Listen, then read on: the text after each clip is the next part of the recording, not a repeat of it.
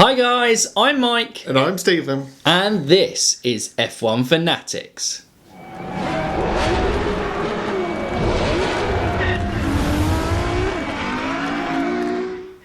Welcome back to another F1 Fantasy Weekly and the third part in our four-part instalment of New Year, New Fantasy. So the previous weeks we have been looking at points and been looking at prices. Again, thank you very much for your comments below. We will be going through a couple of the suggestions later on in the video in the fan bit of the podcast. But this week's topic, Stephen, what is this week's topic? Visibility. And I'm quite happy because we've ticked off the technical stuff and now we're getting into the quality of life kind of stuff. Yeah, to make just using F1 Fantasy and playing it just a little bit easier for the user. So therefore it makes it a little bit more enjoyable because it helps the easy flow and you can kind of get engaged a little bit more in it.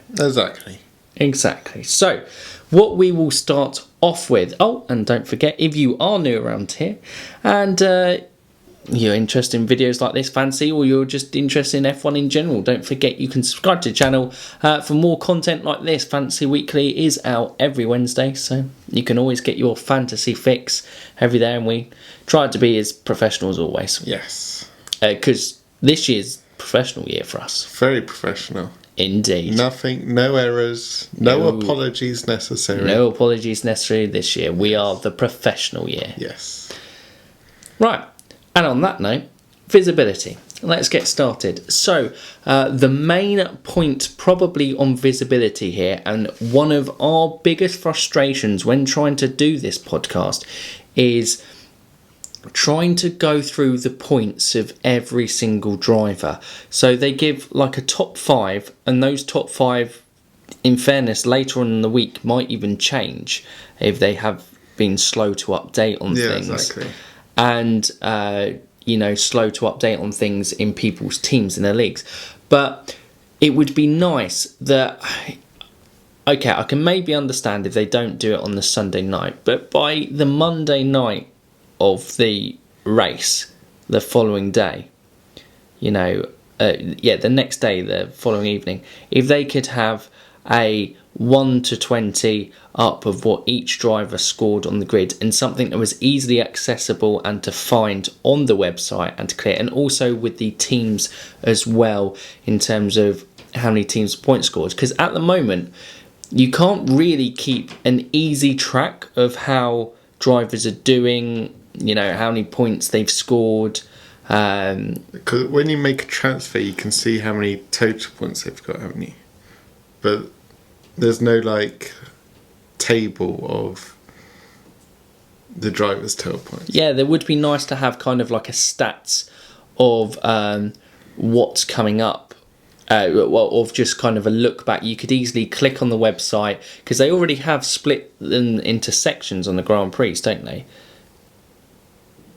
So what do you mean? You can click on the Grand Prix. So say you're in Azerbaijan and you're looking to make changes, and you can look back at their scores from China, Bahrain and Australia and see what they've scored, because you would have a clear list of 1 to 20 or 1 to 10 that they've seen. And I think for fantasy players in general, this would be really useful to have. And just in kind of general trying to keep a track of, who scored what and everything. It's just slightly confusing because they do the top 5 drivers after every race. That's kind of the thing they update later. It's like, well, why don't you just have a list of the 20? Yeah. It's not like in football fantasy where there's hundreds, maybe thousands of players. No, I don't think for the Premier League there's 1,000, but hundreds. F1 has 20 drivers. Surely it doesn't take too much just to go, here's the 20 drivers rather than the top 5. Exactly. I think it's something that really can be easily introduced and would certainly benefit the game. And what else were we talking about, Stephen? Well, a key part of the game is streaks, of course. So that's when drivers get bonus points after, qualifying 5 races in a row in the top 10, finishing 5 races in a row in the top 10 or something. Yeah, and I think teams obviously get those streaks as well. Yeah, those are every 3 races. Yeah. Because it's both drivers, isn't it, moment, for the teams? You get quite a significant amount of points. 5 points? Which makes a huge difference, especially with a turbo driver, that's 10 points. But at the moment, I believe the only way to keep track of it is by manually doing it. Exactly, and obviously when we started this about halfway through the season, manually doing it was difficult to keep track of, and or we struggled. I think Rox, who listens to the podcast, she did a pretty good job of keeping up with streaks when following on Twitter. But we are fully anticipating this not to change, so we will be obviously trying to keep track of everything. This season. But it would be nice if there was just a clear total you could access.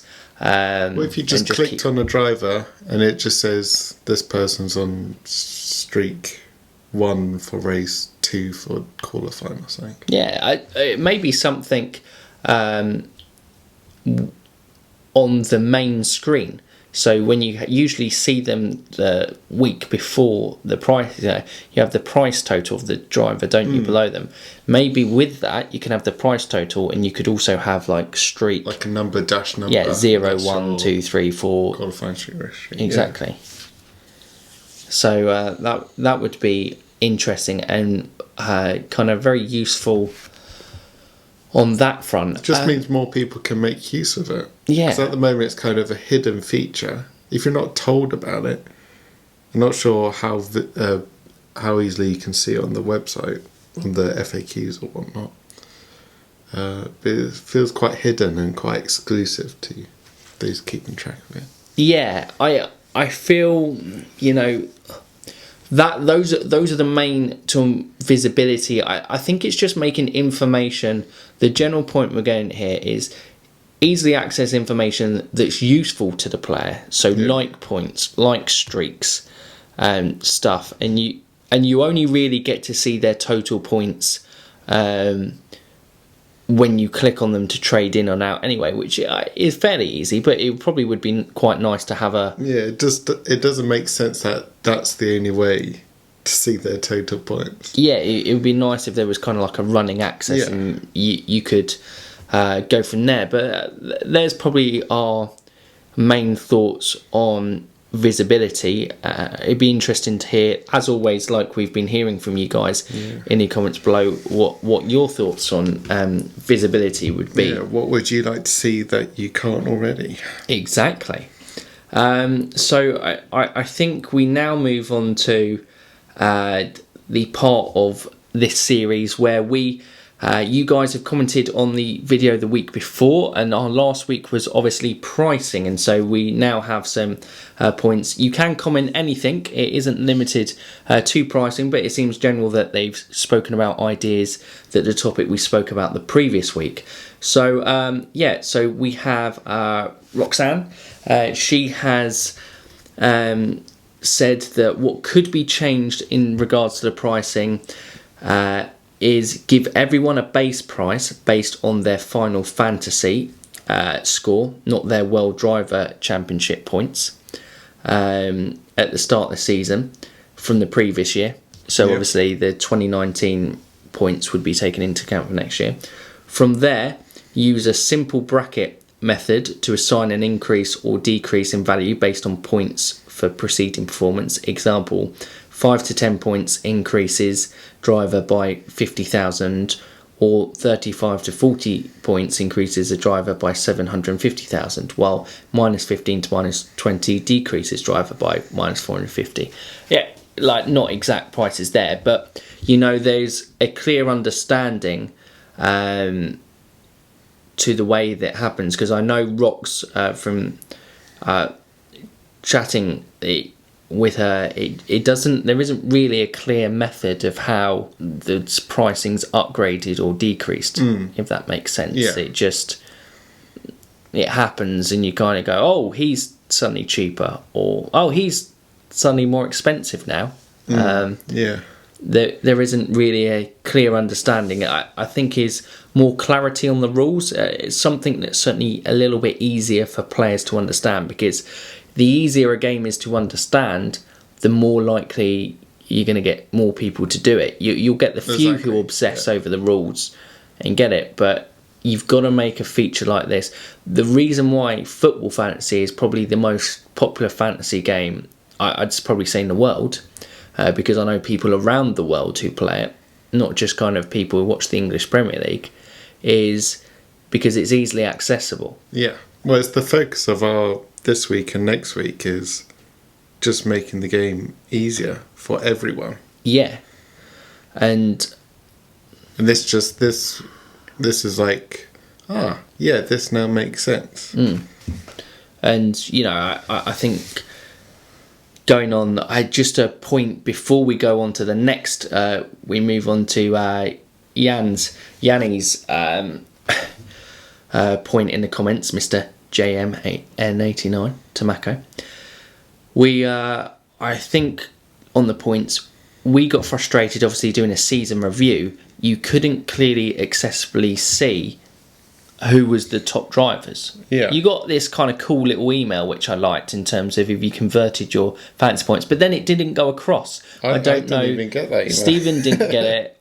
I don't know if Rox actually got it, but I got it in terms of my points converted to Lewis Hamilton or something like that. But it just seemed a kind of sporadic. Yeah. So I know Katie got it, but yeah, it was a bit odd. It was like some people got it, some people didn't. So even that wasn't great. But it would be nice to kind of see a clear structure, even if you broke it at 2 main points. So at the summer break, who was on top in the rules, but I think that was just kind of having a clear view of the running points as it went along. But yes, we'll move on to Yanni's thing. The ultimate fix would be returning to the 2018 pricing system, where Team Lock opened on Wednesday, revealing updated prices. I would also like to see some self-restraint when it comes to pricings following chaotic races. Massive gains and drops at Azerbaijan Grand Prix 2018 and German Grand Prix 2019. The logic behind the pricings is always kind of wonky, but those minds are the only things that make abusing the current system somewhat risky. So he's basically saying, because obviously we spoke about last week, the pricing system can be abused, and I think we both abused it for Albon. I know Rox abused it for Albon, and we spoke about how Yanni created the team of Hamilton, Bottas, Mercedes and Leclerc at one point. You know, it was quite easy to manipulate. Yeah. Where going back to the old system seems a little bit harder. You gotta. There's a little bit element of risk to doing it a bit more. Yeah, that sounds good. But yeah, those are the comments for this week. Again, thank you very much for getting involved. It makes this enjoyable to getting contact on the fantasy side of things and hear your guys' ideas, because we're not the experts. We just love playing the game. But we think these kind of things, as players of the game, would generally make it a little bit more enjoyable, and it's interesting to hear what would make it more enjoyable for you as well. So again, if you are listening to this and you play and you haven't been in the comments, get involved in the comments if you have any ideas that you'd like to see change. On anything. And it can be obviously on visibility as well, as that was the topic for this week. So it's entirely up to you. Or it could be on points or price if you remember an idea on one of those. Yeah. But then this nicely moves us on to how we always round off an F1 Fantasy Weekly. And that is the Kimi Räikkönen moment of the week. So this week's Kimi moment of the week, usually we go for a funny story. This week, we're going to go for a look back, as in some of these Kimi moments of the weeks recently, they've been a look at his early career.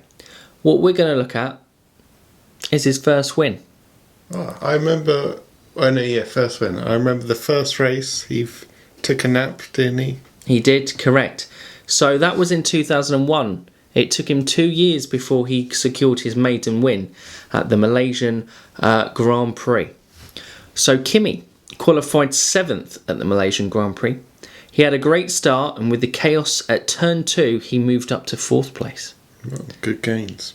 He swiftly overtook Nick Heidfeld on lap 2 for P3 and moved into 2nd place after his teammate retired. Fernando Alonso was leading the race at the time, but pitted on lap 14. Kimi stayed out on track. After some blistering lap times, because pace has always been a strength of Kimi throughout his career, his pit stop kept him in P1. Oh.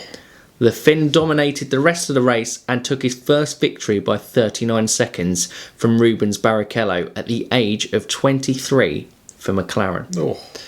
So, a little bit of a different Kimi moment of the week, but it was still a very cool Kimi moment of the week. He Looking smashed back it. at his first win, in terms of not only just, it wasn't a scraping his first win, qualifying 7th, not even a pole position converting a pole in, 7th, making his way up and managing to secure first by 39 seconds, a pretty dominating lead. 39 seconds. Considering I think this season we only had one race where a driver won by over 20 seconds, and that was Lewis Hamilton at Silverstone with a 24.9 second lead victory.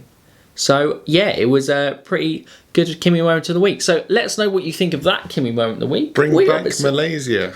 Bring back Malaysia. Although that could turn it to the funny twist of it. Obviously, Malaysia was Kimi's first win, we've just established. I remember the interview when he was asked about, are you going to miss Malaysia on the Grand Prix? He was like, it's pretty close to the airport. I'm not going to miss it. There's not much to see. So he didn't really give Malaysia an endearing reference. It was only 39 seconds he won by. It wasn't like spectacular. It wasn't a minute. Nothing rememberable. Exactly. Word. You know, and it wasn't his first Grand Prix win. I mean, He's won so many more. Who cares about the first one? first one. Who cares? 23-year-old Kimi was so lame. Yeah, It's all about 4-year-old Kimi. yeah.